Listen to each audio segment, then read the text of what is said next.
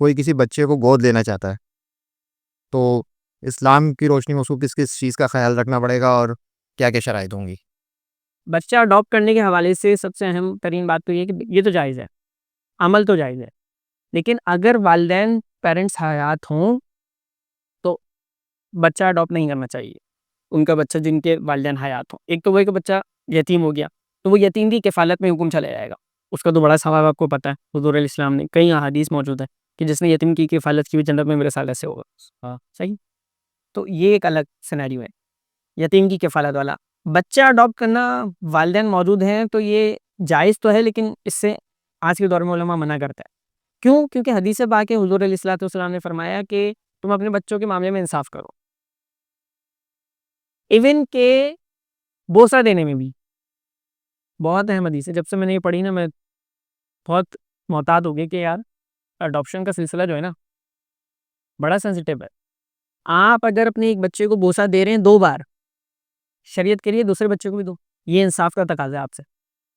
अब आप ज़रा खुद ही परख लें कि जो बच्चा अडॉप्ट कर दिया, किसी को गोद दे दिया, अपने लाड-प्यार में कि बहन के यहाँ बच्चा नहीं है, या भाई के यहाँ बच्चा नहीं है, या चचा के यहाँ बच्चा नहीं है, अपना बच्चा आपने दे दिया, वो कितना महरूम हो गया आपकी शफ़क़तों से, आपकी तरबियत से।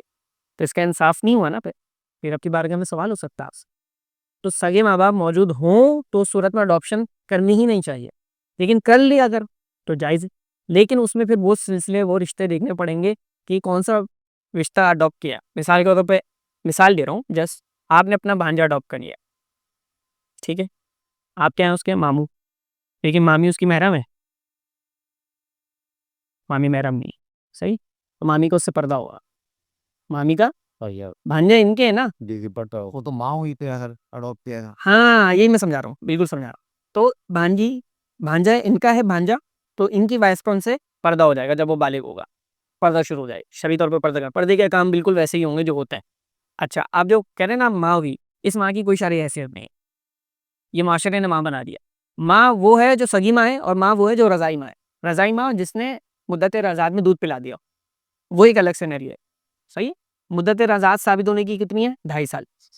यानी ये बच्चा 2.5 साल का था, और इस 2.5 साल की उम्र के अंदर ही हमारी वाइफ़ ने, जो हम अडॉप्ट कर रहे हैं, उन्होंने फ़ीड करा दिया। समझ रहे हैं आप? अब फ़ीड करा दिया तो अब तो अडॉप्शन वाला सिलसिला ही नहीं है ना, अब तो ये आपका ही बच्चा है, रज़ाई बच्चा है ये। ये बाकायदा प्रॉपर रिश्ता है शरई, इसका विरासत में भी हक होगा।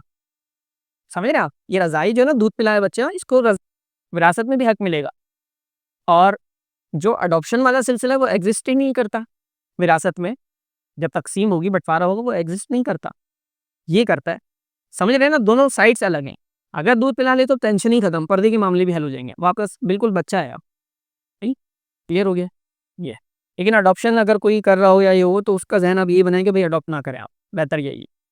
ये मतलब अच्छा, कोई हयात हो तो हाँ, वालिदैन अगर हयात हाँ, और अगर हाँ, बच्चे को सहारे की ज़रूरत है फिर ठीक है, वो तो हाँ, वो वही बात हो गई ना। देखिए, 3 सिनेरियोज़ बन गए, 3 कंडीशन साइड्स इसकी बन गई। सबसे पहला, एक तो अडॉप्शन है कि वालिदैन हयात हैं और बच्चा अडॉप्ट किया जा रहा है, हम तरगीब क्या दे रहे हैं? मना। जायज़ फिर भी है, लेकिन हम कह रहे हैं मना। शफ़क़तों से महरूम हो जाएगा, तरबियत उसके अपने असल वालिदैन का है, ठीक है। दूसरा ये कि रज़ात, कि दूध पिला दिया, तो अब तो ये अहकाम अलग हो गया, आपका बच्चा हो गया वो, बिल्कुल, सही? इसके पर्दे का काम भी खत्म हो गया है। तीसरा क्या है? वालिदैन हयात नहीं है, तो अब ये बच्चा यतीम हो गया, सही है? तो अब यतीमी कफ़ालत वाला सवाब मिलेगा, यतीम कफ़ालत करें आप, लेकिन पर्दे का काम वही रहेगा।